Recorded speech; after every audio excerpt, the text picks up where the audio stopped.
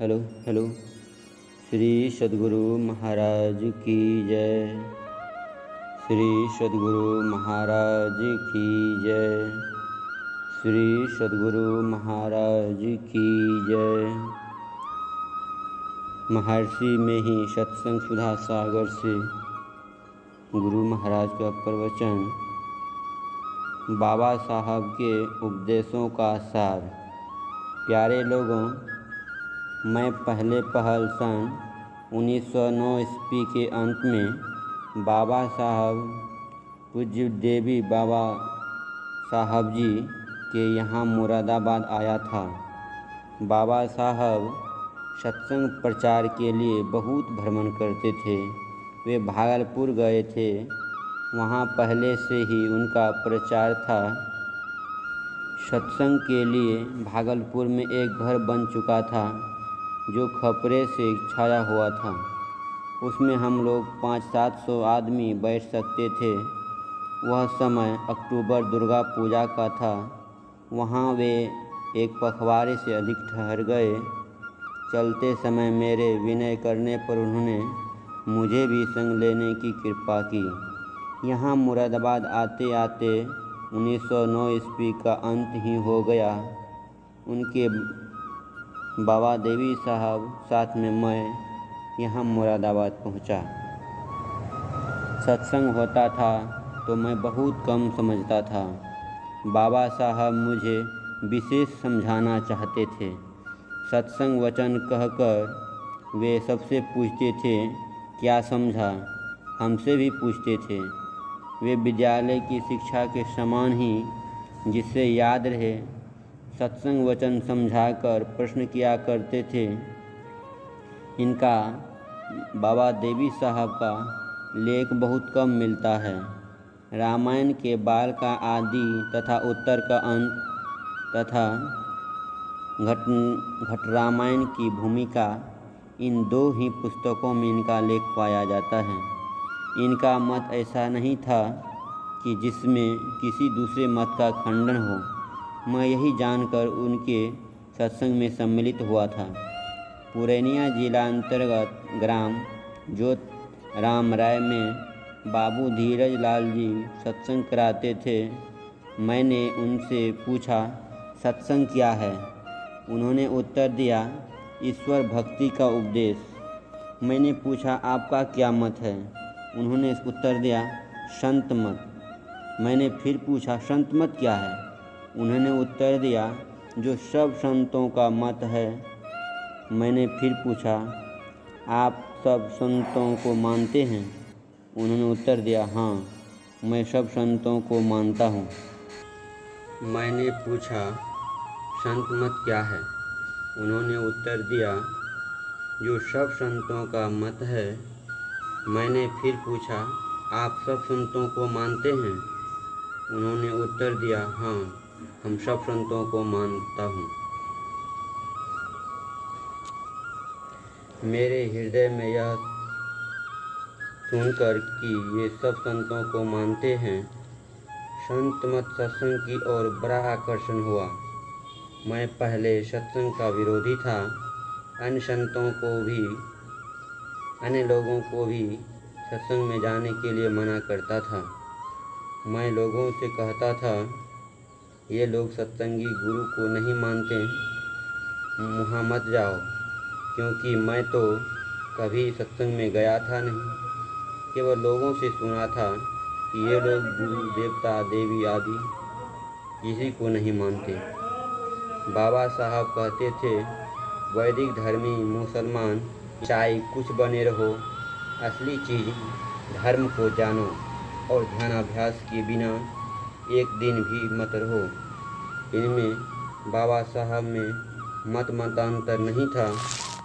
उनको यह उपदेश करते मैंने देखा था। हम लोग उनको याद करें, इसीलिए मैं उनके उपदेशों का वर्णन करता हूँ। उनके शरीर का नहीं, उनके उपदेश का वर्णन करने से हमें उस कर्म को करने के लिए प्रेरणा मिलती है। सन 1909 ईस्वी में मुझे बाबा साहब के प्रथम दर्शन हुए। सन 1911 ईस्वी में वे परमधाम सिधारे। वे सिखाते थे कि सत्य बोलो। अगर कोई झूठ बोले और उनको मालूम हो तो वे कहते हैं ऐसा क्यों होता, ऐसा क्यों किया, अपनी झूठ बोलने वाली जीवा को निकाल कर क्यों नहीं फेंक देते। सन 1912 ईस्वी में मैं मुरादाबाद आया। वे कहते थे सबको दुनिया में आज़ादी हासिल करनी चाहिए। उनके कथनानुसार अपनी कमाई से अपना गुजर करना दुनिया में आज़ादी हासिल करना था। कभी कभी तो वे यह भी कहा करते थे कि 40 वर्ष की उम्र तक अपनी कमाई से इतना जमा कर लो फिर पीछे काम न करना पड़े। बाबा साहब के पूछने पर मैंने मधुकरी वृत्ति से अपने जीवन यापन के विषय में बाबा साहब से कहा था। इस पर बाबा साहब ने कहा था कि जो अपनी इच्छा कम रखते हैं वे थोड़ी सी पूंजी पाकर भी संतुष्ट रहेंगे। विशेष इच्छा रखने वाले संतोषी नहीं होते और इसी कारण से वे दुखी रहते हैं। फिर मुझसे बोले तुम थोड़ी सी ज़मीन लेकर बांस लगाओ, किंतु मुझे पिताजी से ज़मीन मांगने में लज्जा आती है, क्योंकि मैंने पिताजी की सेवा कुछ भी नहीं की थी। उन्होंने मुझको पढ़ाया लिखाया तथा बचपन में सेवा की आदि, लेकिन मैंने उसका बदला कुछ नहीं दिया था। दूसरी बात यह थी कि अगर ज़मीन मिल भी जाए तो पूंजी चाहिए थी उसे जोतने कोड़ने तथा कुछ लगाने के लिए। मैंने बाबा साहब से कहा अगर ज़मीन तैयार करते करते ही शरीर चला जाए तब। बाबा साहब बोले तुम मुझे ज्ञान सिखाने आए हो, अगर तुम 100 वर्ष तक जीते रहोगे तब क्या खाओगे। उन्होंने मुझे बहुत फटकारा और मुझे 80 रुपये देने लगे और बोले इससे जाकर काम करो, कम जाए तो फिर लेना, जब तुम्हें हो तब वापस करना। मैंने मन में कहा गुरु ऋण रहा सोच बड़ जी के। फिर मैंने कहा अगर आपकी इच्छा है तो गुजारा हो जाएगा, मैं जाता हूँ काम करने। वे बाबा साहब चाहते थे कि कोई आदमी ऐसा न हो जो अपनी कमाई से नहीं खा सके। इसीलिए मैंने कुछ मोटा काम किया, बांस बारी लगाई, फिर 250 वर्ष तक लड़कों को पढ़ाकर अपना गुजारा किया। उन बाबा साहब की कृपा से अब यूं ही चलता था। कुछ दिनों तक यहाँ मुरादाबाद रहने के पश्चात मैं अपने वहाँ लौट गया। फिर लौटकर जब मैंने यहाँ बाबा साहब से भेंट की तब बाबा साहब बोले मोक्ष तो दूर की बात है पर संसार से तुम आज़ाद हो गए। खाने के लिए कोई दूसरे का मोहताज बने ऐसा उनका ख्याल नहीं था। लालची की नज़र में कितना ही धन हो वह कम ही है। लालच पर एक प्रसिद्ध कथा है। एक राजा बड़ा लालची था, कितना ही धन मिले पर वह संतुष्ट नहीं होता था। अपनी प्रजा से अनेक प्रकार के कर लेकर जब उसे संतोष नहीं हुआ तो उसने फौज लेकर समुद्र पर चढ़ाई कर दी और कर मांगने लगा। जब सीधी बातों से समुद्र ने कर नहीं दिया तो वह राजा समुद्र में गोले बम आदि बरसाने लगे। समुद्र मनुष्य के रूप में आकर बोला राजन क्या बात है जो गोले गिराकर मेरे अंदर रहने वाले मगर मछली कछुए आदि अनेकों जीवों की हत्या कर रहे हो। राजा बोला समुद्र तुम मेरे राज के अंदर कितने वर्षों से निवास करते हो, किंतु आज तक तुमने मुझे कर स्वरूप कुछ नहीं दिया। वही कर वसूल करने के लिए तुम्हारे पास आया हूँ। समुद्र बोला राजा तुम जितना धन लेना चाहो मैं तुम्हें एक खजाना बता देता हूँ, उससे ले लो। यह कहकर समुद्र राजा को धन का एक खजाना बताकर गुप्त हो गया। समुद्र के बताए हुए खजाने से राजा धीरे धीरे धन ढोने लगा। धन ढोते ढोते राजा के कितने बैल मर गए, गाड़ियाँ टूट गई, कितने नौकर बीमार हो गए। राजा का घर धन से भर गया, किंतु राजा का मन नहीं भरा, क्योंकि समुद्र के बताए हुए खजाने के अंदर धन का अंत ही नहीं था। राजा फिर फौज लेकर समुद्र किनारे पहुंचा और बम गोला आदि बरसाने लगा। समुद्र फिर मनुष्य के रूप में आकर बोला, राजा अब क्या बात है, कहिए।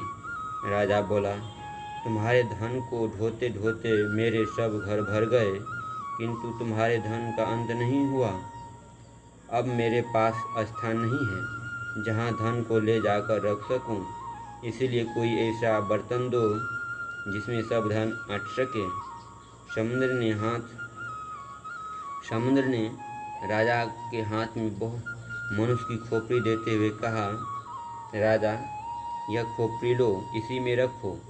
यह कहकर समुद्र अंतर्ध्यान हो गया। राजा तो पहले मन ही मन घबराया, भला इसमें कितना धन अट सकता है। फिर जब उसमें धन भरने लगा तब न तो खोपड़ी ही भरती थी और न धन का ही अंत होता था। यह देखकर राजा और भी विशेष व्याकुल हो गया। राजा ने फिर समुद्र पर गोले बरसाना आरंभ कर दिया। समुद्र फिर मनुष्य के रूप में आकर बोला, राजा क्या बात है जो बार बार मुझ पर गोलेबारी करते हो। राजा बोला, समुद्र देखो, यह न खोपड़ी भरती है और न धन का अंत होता है, अब क्या किया जाए। समुद्र बोला, राजा तुम बड़े मूर्ख हो, मनुष्य की खोपड़ी भी कहीं भरती है, इस पर राख डालो तभी यह खोपड़ी भरेगी। यह कहकर समुद्र ने थोड़ी सी मिट्टी को लेकर रख दी। यह कहकर समुद्र ने थोड़ी सी मिट्टी ले खोपड़ी में रख दी। मिट्टी रखते ही खोपड़ी भर गई। इसका सारांश यह है कि मनुष्य जब तक अपनी इच्छा पर धूल नहीं डालता, अर्थात मनुष्य जब तक संतोष धारण नहीं करता, तब तक वह बराबर दुखी रहता है और संतोषी कर लेने पर ही वह दुख नहीं रहित हो जाता है। इसीलिए मनुष्य को संतोषी होना चाहिए। गोधन गजधन बाजधन और रतन धन खान, जब आवे संतोष धन सब धन धूरी समान। अपनी जीवन रक्षा के लिए सच्ची कमाई करके खाओ, यही सांसारिक आज़ादी है। संतों के मत में सबसे बड़ी चीज़ मोक्ष है, किंतु शरीर के अंदर जो कैद हो, इससे छुटकारा हो जाए तो संसार से भी छुटकारा हो जाए। पिंड से छूट जाए तो ब्रह्म जगत से भी छूट जाए। कोई कहे पिंड से निकल जाए तो बाहर संसार से भी कैसे निकल जाएगा। तो इस शरीर और संसार में बड़ा सरोकार है। जितने तत्वों से शरीर बना है, संसार भी उतने ही तत्वों से बना है। तल की दर्जेबंदी करने पर स्थूल सूक्ष्म भेद से जितने तल शरीर के होते हैं, संसार के भी उतने ही तल हैं। शरीर जिस प्रकार 5 तत्वों तथा 3 गुणों से बना है, संसार में भी 5 तत्वों अर्थात आकाश, अग्नि, वायु, जल, पृथ्वी तथा 3 गुण रज उत्पादक शक्ति, सत्व पालक शक्ति और तम विनाशक शक्ति हैं।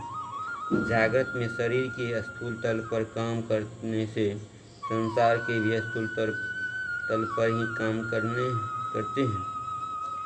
स्वप्न में शरीर के स्थूल तल पर काम नहीं करने से संसार के भी स्थूल तल पर काम नहीं करते।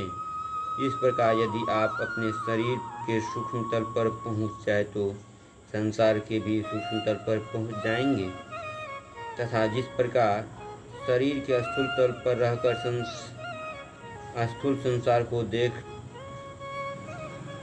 जिस प्रकार शरीर के स्थूल तल पर रहकर स्थूल संसार को दूर तक देखते हैं तथा विचारण करते हैं, उसी प्रकार शरीर के स्थूल तल पर पहुँचने पर आप सूक्ष्म संसार ब्रह्मांड के सूक्ष्म तल को दूर तक देखेंगे तथा विचरण करेंगे। इस प्रकार जो पिंड को पार करेगा वह ब्रह्मांड को पार कर जाएगा। स्थूल को देखकर सूक्ष्म का ज्ञान होता है। सूक्ष्म भी बिना कारण के नहीं हो सकता तथा कारण भी बिना महाकारण के हो नहीं सकता।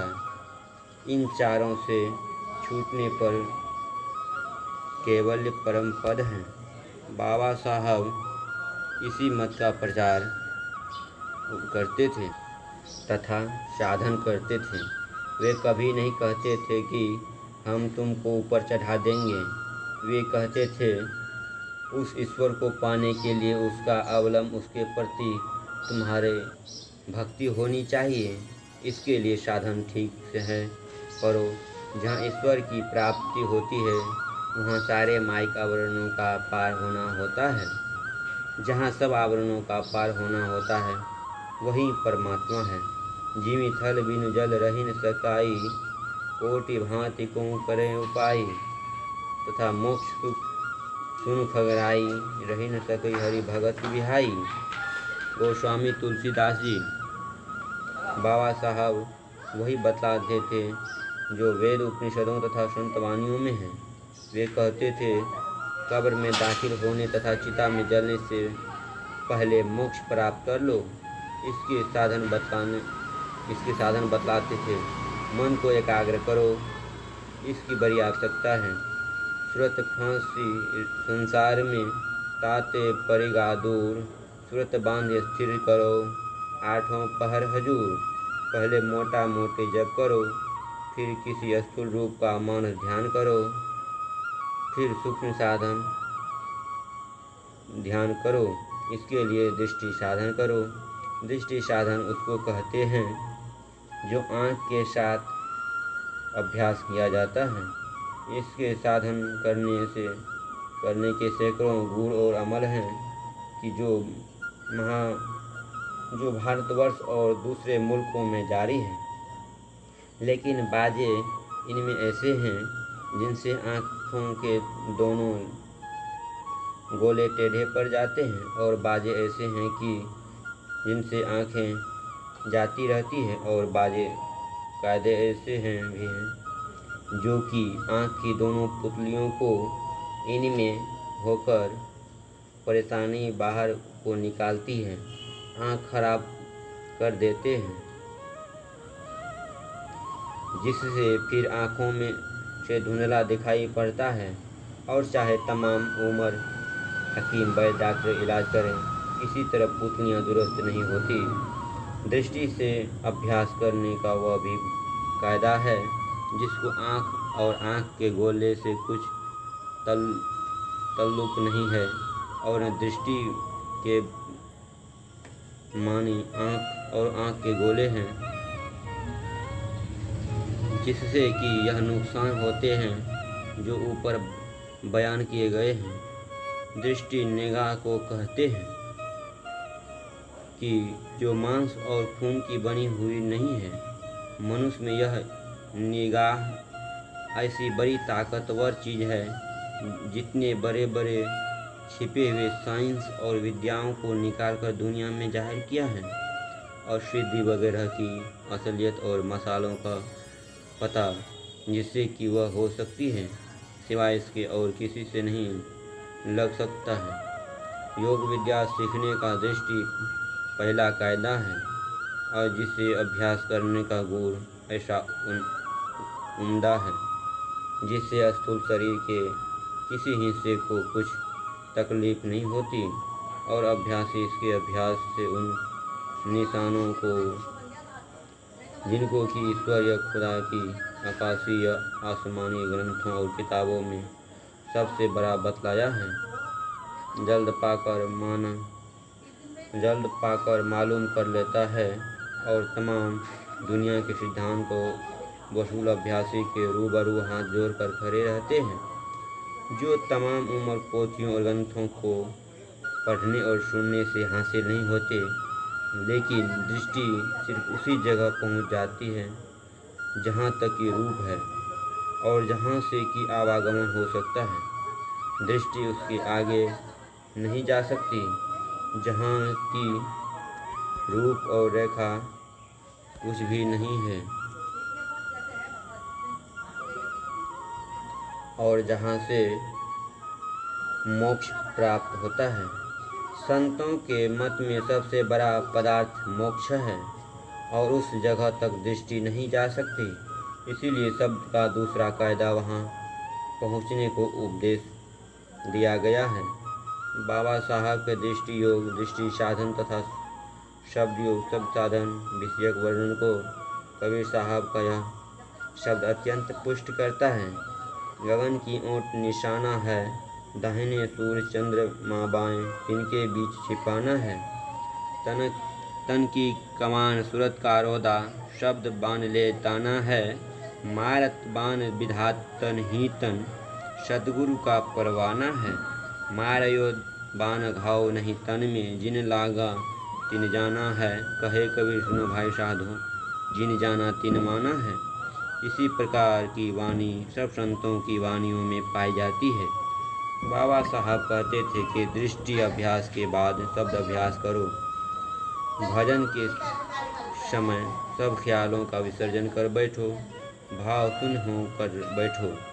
गुरु के बताए निशाने पर अपने को लगाओ। भावना करते हुए जो बैठता है वह भावना का अनुकूल होता है, इसीलिए भावना को छोड़ो। वे अनेक शब्दों का जिक्र नहीं करते थे, एक सार शब्द पर ही विशेष जोर देते थे। गवैया लोग गाने के लिए बैठते हैं तो बाजा मिलाते हैं। क्या मिलाते हैं? सितार, सारंगी, तबला, डुग्गी, हारमोनियम, मंजीरा आदि। इन सब की अलग आवाज़ें हैं। उन लोगों के पूछने पर मालूम हुआ कि हम लोग साज को एक समान कसते हैं जिससे इसका स्वर एक मिले। सबका स्वर मिलने पर सब ध्वनियाँ एक ही मालूम होती हैं। सब साजों की ध्वनियों में एकता होने पर तब यह मालूम नहीं होता यह इसकी और एक उसकी आवाज़, यह इसकी और यह उसकी आवाज़ है, सब एक ही हो जाती है। उसी प्रकार सब आवाज़ों की एक आवाज़ सार शब्द है। यह बाबा साहब कहते थे, वह ध्वनि देर तक रहती है। महति सूर्यमानो अपि मेघ में भेयादिको धनो, तत्र सूक्ष्मात् सूक्ष्मतरम नाममेव परामृशेत्। हठयोग प्रदीपिका। गोरखनाथ जी महाराज के शिष्य स्वात्माराम महाराज। अर्थ मेघ, भेरी आदि का जो महान शब्द है, उसके तुल्य शब्द के सुनने पर भी उन शब्दों में सूक्ष्म से सूक्ष्म जो नाद है उसका चिंतन करो, क्योंकि सूक्ष्म नाद चिरकाल तक रहता है, उसमें आसक्त हुआ है। चित्त जिसका ऐसा मनुष्य भी चिरकाल तक स्थित मति हो जाता है। इसीलिए बाबा साहब एक सार शब्द के लिए उपदेश करते हैं। एक शब्द को कहाँ पकड़ोगे, इसीलिए दृष्टि योग पर बहुत जोर देते हैं। सुखमन के धनी राग ध्वनि सुनी, सुन्न मंडल दिवलाय। अगत कथा विचारिये, मनसा मन ही समाय। उलटी कमलु अमृत भरिया, इहु मन कतहु न जाय। अजपा जाप न बीसरे, आदि जुगति समाय। सभी सखिया पंचे मिले, गुरुमुख निज धरि बासु। शब्द खोज इहु घर लहे, नानक ताका दासु। गुरु नानक साहब, यही उपदेश हम लोगों को बाबा साहब दे गए हैं, जिसका वर्णन कबीर साहब और गुरु नानक साहब आदि संतों की वाणियों में भी पाया जाता है। सदाचार का पालन करना चाहिए। झूठ, चोरी, नशा, हिंसा और व्यभिचार, इन 5 महापापों से अलग रहना चाहिए। बाबा साहब हम लोगों को जो उपदेश दे गए हैं वो अत्यंत दृढ़ हैं तथा रास्ता बिल्कुल ठीक है। हम लोगों को उस पर दृढ़ता के साथ चलना चाहिए। श्री सद्गुरु महाराज की जय। यह प्रवचन बाबा देवी साहब के निर्माण दिवस पर संत मत सत्संग मंदिर मुरादाबाद उत्तर प्रदेश में दिनांक 21/1/1651 ईस्वी को सत्संग में हुआ था। श्री सद्गुरु महाराज की जय।